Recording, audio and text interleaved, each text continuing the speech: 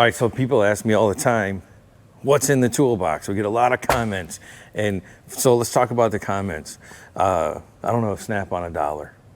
And so I'm a firm believer. I'm 45 years old, so I've gotten to that point in my career and in my life where I can afford nicer stuff. I started off with, you know, the Harbor Freight and old school Craftsman and stuff like that. And as it started to break, I would upgrade to nicer stuff.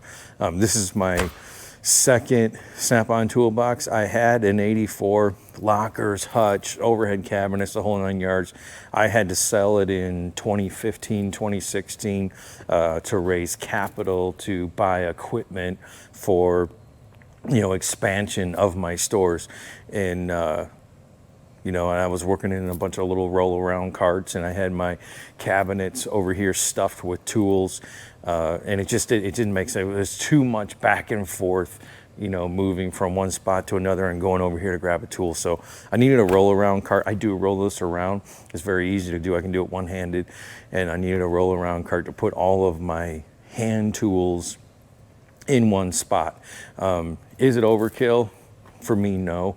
A lot of people say you can do a lot more with a lot less, but we'll go through some of the stuff that I like to use and some of the specialty tools that I have. So blow molded cases, all that stuff, that's in my lockers over there. All my engine specialty stool stuff is in the Moduline cabinetry over there. All those drawers are filled with special tools, and then the lockers filled with blow molded cases, compression, leak down, all that kind of stuff. So let's get into it. It's early, day hasn't started yet. First thing on the ticket's that $491. I got to do a bunch of electrical stuff in it, master diagnostics. But let's get into this toolbox and I'll show you some of the stuff I use. So the right-hand side, we'll start in this drawer. If I ever have to warranty sliders, it's going to be this drawer. This is by far the heaviest drawer I have. And in here, this thing's super heavy. I got pullers. So your standard, you know, bearing splitters. So everything in my box, unless I say is Snap-on, so I'm not going to say Snap-on 500 times. So these are actually generic. These are Jippo, probably OTC. So I got those, and then these are Snap-on. So I've got my bearing splitters, I got my pullers here, all my centering cones, you know, anything to pull bearings out. This is these things are super cool because you can quick change. So instead of having to unthread something or pull a pin, you basically just slide that back and you can change your jaws. So this is a super handy puller for small pieces. And I got the bigger puller here for, you know, different hydraulic stuff like bearings, pulleys, stuff like that. This is my massive collection of 1/2 inch. Actually SAE. This is the only SAE I own. We did a 69 Ford GT 40. The last one off the assembly line I had to have. That thing was all standard, so I had to buy some standard stuff for that. 3-jaw. This is OTC. That's actually a pretty good puller. That's a 3-jaw there. And then you got you know, pilot bearing pullers, stuff like that. I got the direct injection for the Bosch injectors, Cayenne, stuff like that.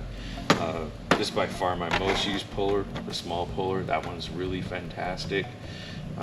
Use that a ton of stuff on engines. It's got all the little hooks, and it's a great piece of kit. Hub tamer. I hate blow molded cases, so you know, a lot of times I'll take all the blow molded cases, which are huge, and I'll take them and I'll consolidate them down into little holders. So this is the OTC hub tamer, and then these are the Snap-on bearing installers here.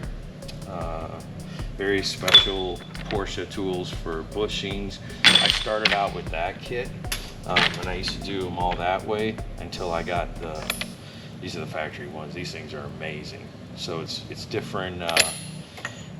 It's different, you know, different radiuses here, and then you can just throw your you can throw this on top of your control arm, pull your bushing out, and it makes it so much easier.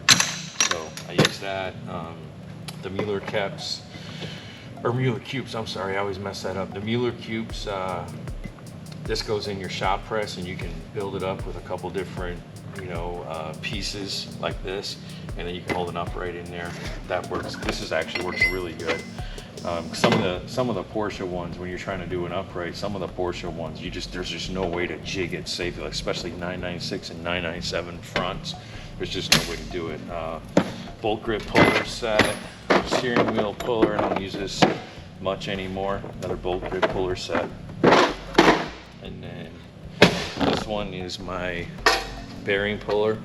I love this thing. So these expand. So it's internal pullers. You can use them on piston wrist pins, whatever you want. The full set, every single size they make. I use it more than you would think. So there's a lot of times you're trying to pull something, you throw a slide hammer on it, and it's good to go. And I love this thing. Pulling cotter pins or something like that, I'll just throw a slide pattern or a slide hammer on it, clamp that thing down and yank on it. So, and then we got pullers for ball joints. So this is a heavy drawer, but it's good. I like it. Screwdrivers. I'm gonna spend a ton of time in here. Everybody's seen screwdrivers inside the car. So these are my inside the car screwdrivers. I keep everything super clean, but I like to grab nice stuff for inside the car. And then I got a bunch of different,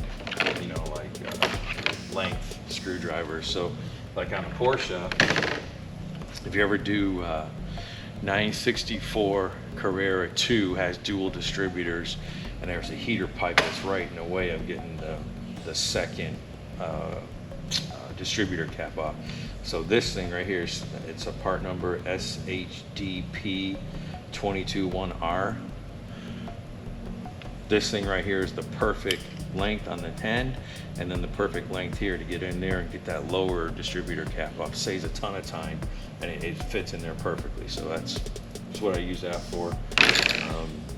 And then just various little lengths of bit ends.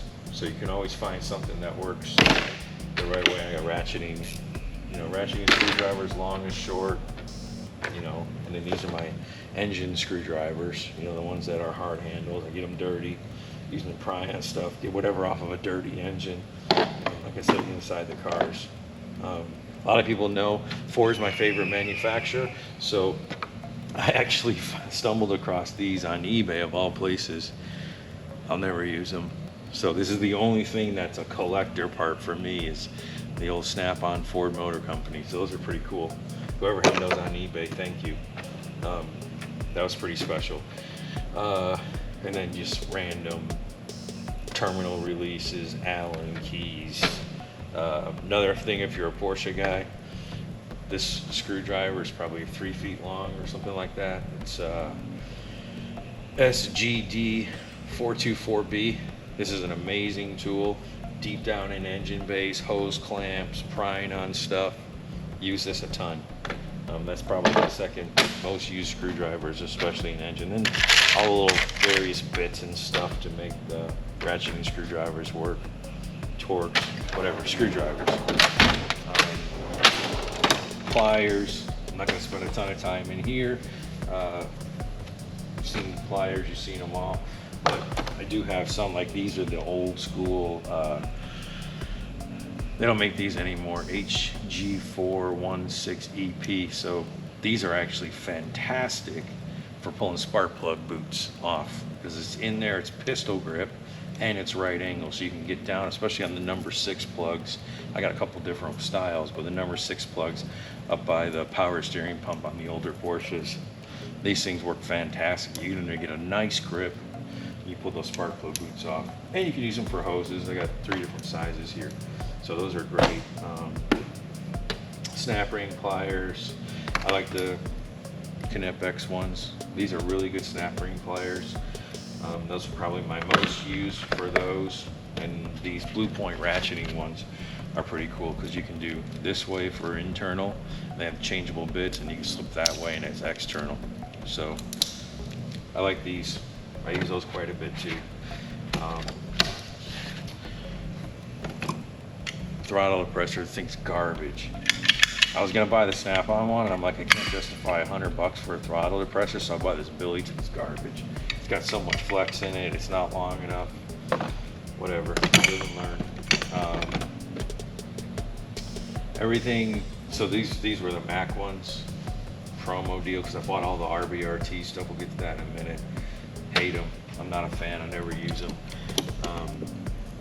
Nothing really special in here. Tie wrap tool. This is actually cool. I get a lot of from people for this. So this is a tie wrap. It's adjustable. You put your zip tie over, squeeze the handle, cuts it flush. It's perfect. You can use plastic side cutters, but this thing, I think it's Thomas & yeah, it's made by Thomas & Bettis, ERG50. If you're cutting a bunch of zip ties on a loom, or you just want to do a nice job, this thing's amazing tool. And then I got various spark plugs, you know. So this is not Snap-on. This is, who makes this? I don't even know. I think this is Matco. I've had this a long time. So this one has a little bit different angle. It's about a 40-degree angle. And then I've got an old school Mac one that also has a different degree angle here. So like if you can't get a spark plug out with that, you can get in here and, you know, get a different angle to pull the boots off. So if you're an air-cooled Porsche tech, those things are worth their weight in gold. That's pretty much it. You know, this thing's actually broken. I got the parts I need on warranty order for that. But other than that, basic pliers. Everybody's got pliers. Junk drawer, air tool bits, my old pocket reference tools. These are pretty cool. If you look up a quick engine spec and you don't want to get the manual out, just grab these, and they work great. Whatever, just random stuff. Everybody's got random drawers. Upholstery tools, my shears. It's random stuff. This one, measuring tools. So I've got my TDC indicators, and then my ARP rod stretch. I don't torque rods, I stretch rods. And spark plug yappers, a couple different spark plug yappers, various ones. This one's a pretty nice one for doing spark plugs. I like this one a lot for setting the gap, but 9 times out of 10 I just grab this and check it, good to go. If I'm doing it small hole gauges from Stare, these are cool. These things right here, they just expand inside. You're measuring pinholes. I don't have, instead of having a whole pinhole set of gauges, which I think is kind of crazy, you can just use these. A machinist would say no, but they work good for me. These are telescoping gauges, snap gauges, micrometer, diagnostics. So I'm big on diagnostics. Let me move this camera a little bit. Diagnostics are my favorite, my favorite thing to do. I used to suck at it. I used to be horrible at diagnostics. It was my weakest thing up until about probably 3 years ago. And then about a year ago, I really dove hard into becoming a master at diagnostics. So I'm a test light guy. I never use this. This is just LED. It's kind of worthless unless you're just checking to make sure a fuse has power. But it's kind of worthless just because there's no load. So, I got my original old school. This is Mac. My original old school. This is a 12-volt test light. My 6 volts down there somewhere. Amp clamps. This is a high amp clamp. This is a low amp clamp. My starter deal. This is huge, especially on air cooled. If you're doing valve adjustments, this saves a ton of time. To show this on the starter, bump the button over till you get the back side of the cam. Saves you 30 minutes from rotating the engine over. You just bump the starter, so that's cool. This is my favorite borescope. I have all the Snap-on borescopes. I think they're garbage, so I use this depth sec one, and it's cool because you can rotate this and the tip the tip will come back 180 degrees. So if you're going down inside of a cylinder and you want to look back up at the valve, this thing works awesome. Yeah, just random stuff. We got a little expandable guy here for checking with the smoke machine, heat gun, power probe. I never use power probe. I only use power probe for, you know, making sure a window regulator or something like that works. I don't send power down a circuit. I just use that on a bench to test something. I love these. These are this is a 4 amp and this is a 3 amp. So, you know, for loading circuits. So I'm big on using those. I'll grab these before I grab anything else. Short finder, FLIR thermal gun. That's a fantastic tool. Yeah, you gotta have a lot of electrical diagnostics. Rivet gun, Clecos. Like I said, I hate blow molded cases. There's breakout leads in here. My bench tester for ECU, powering up ECUs on the bench. This works fantastic. I can't get it back in there. What else we got in here? So that's the air rivet gun. This is my heat gun for leather. So this is a low temperature heat gun for repairing leather. Getting wrinkles out. My evac. What is this? Oh, this is actually a really good piece of kit here. This is the refrigerant tester. You know, a little bit of sniffer. It'll grab 1234YF and R134. So that's a good piece. And that's why I hate blow molded cases. There's no good way to store them. That thing down here is my ABS tester.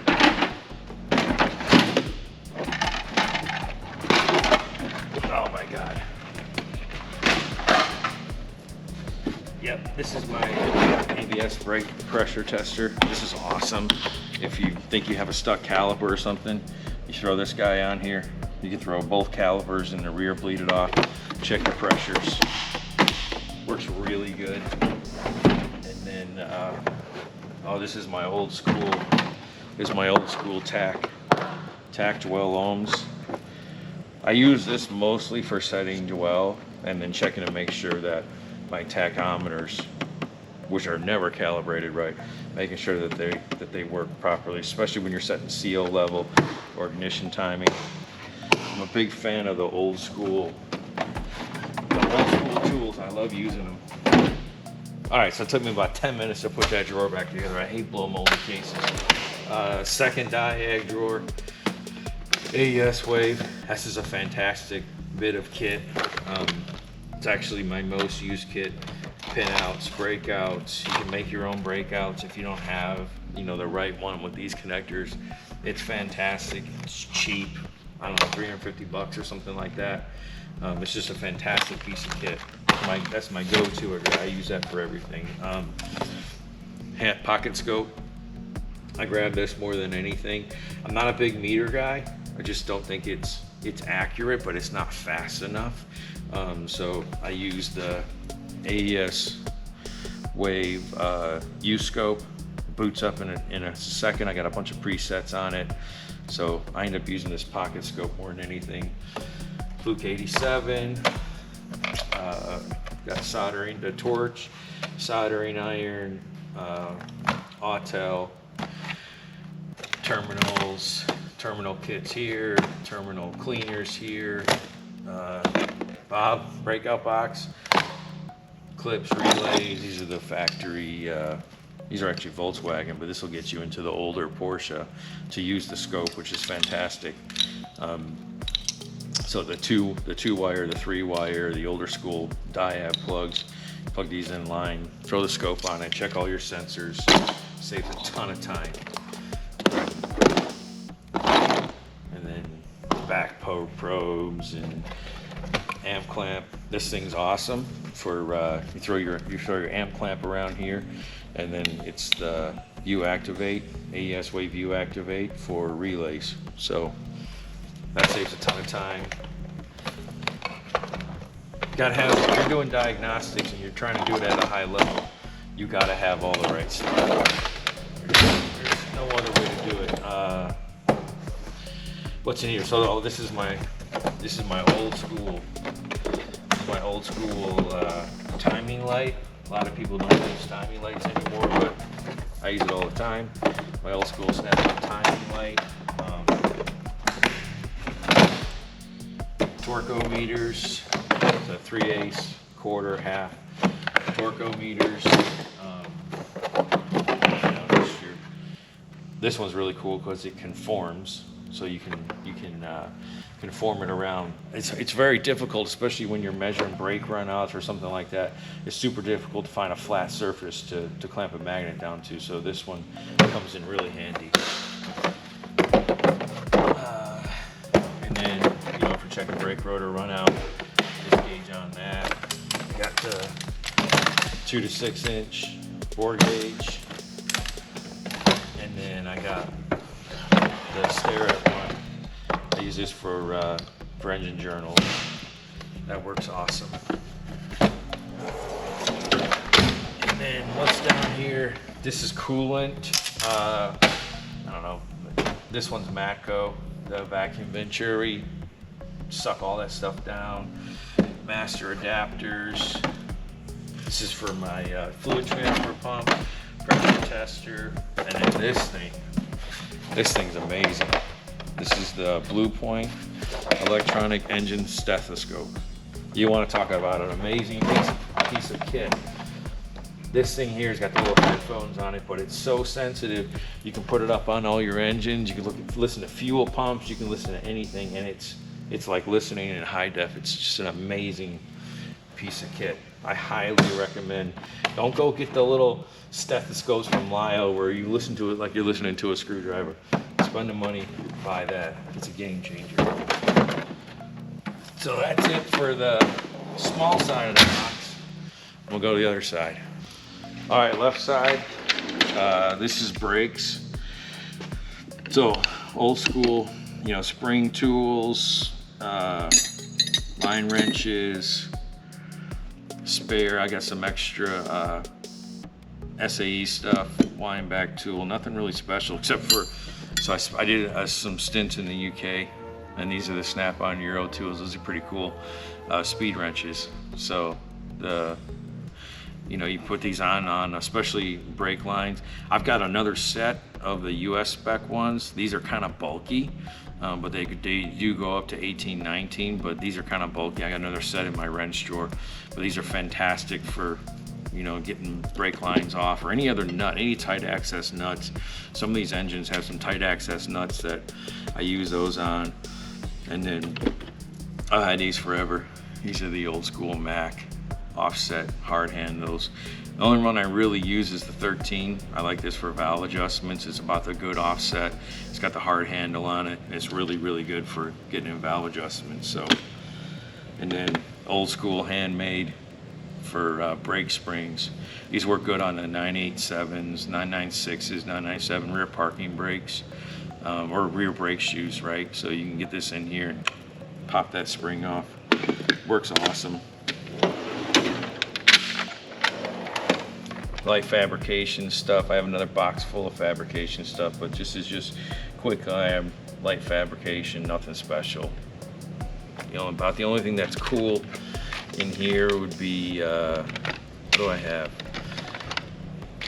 Oh, this is for setting nut plates. So this is the nut plate jig for drilling out nut plates. So basically you set it in here, you drill one hole where you want to center your nut plate, and then you turn a jig around and you drill one side, and then you turn it like this. Put these in the 2 holes that you just drilled, and drill a third one, and then your nut plates are perfectly centered. Plico pliers. This is the same concept for drilling cam locks. So I use those a lot. And then for center punches, I use the Snap ones. Those work awesome. Scribe. nothing else really different or cool. SBI optical center punch. These are really cool. If you're like me, you can't see, so sometimes you're trying to find a perfect center hole on a bolt, like a bolt you broke in an engine or something like that. You look down through here and you find your crosshair here. There's a little crosshair on that. You find your crosshair. What you want to do, you pull this out, put your center punch right back in the same hole, hit it with a hammer, and it perfectly does your center. So this is really invaluable if you're drilling out bolts or you're doing some small precision stuff. If you're drilling bigger bolts or bigger holes, you just use a regular center punch. But if you're trying to be super precise, that'll save you a bunch of time. Nothing really special in here, drum holes and all this stuff. Power drawer, seen one, you've seen them all. Lights, I can't see, I'm old. So this is my go-to light. I like this one. This is I don't know the part number. Who knows? But this is just it's a nice light because it's got a magnet on the bottom. It does have UV, but it's trash.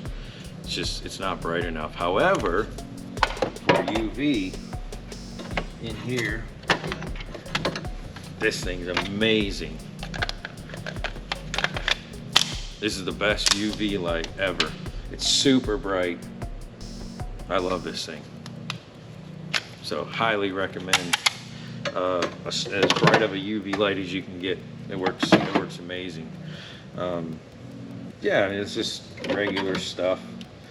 Quarter, half inch. This thing dangerous. That half-inch gun is dangerous. And I don't have a ton of power tools. I have what I need. And then this drawer I go in a ton. I use this a lot. So this is my old Snap-on puller set for studs. It's got all the different collets for pulling metric studs. We do an engine restoration. We pull every stud, replace them or zinc plate them. So this has got a ton of miles on it. A factory clutch tool.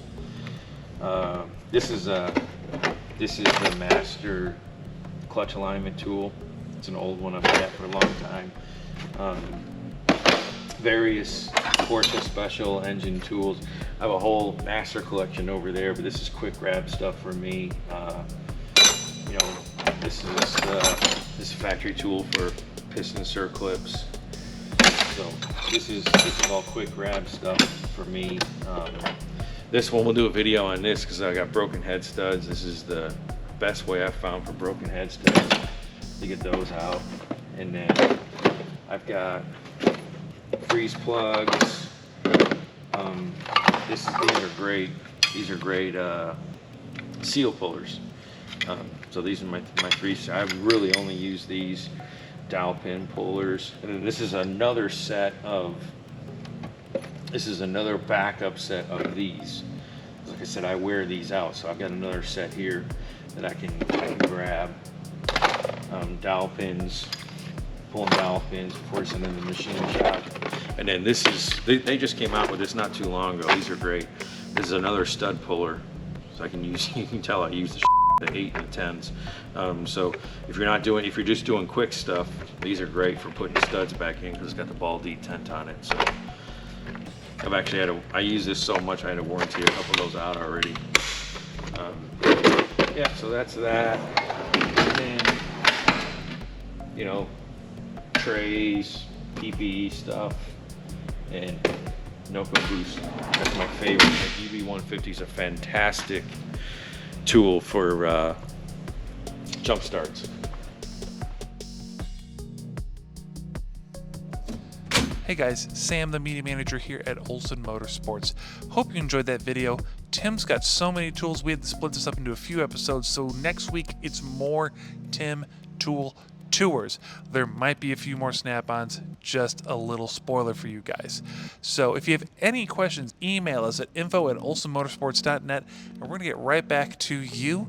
And be sure to subscribe to the channel so you don't miss a thing.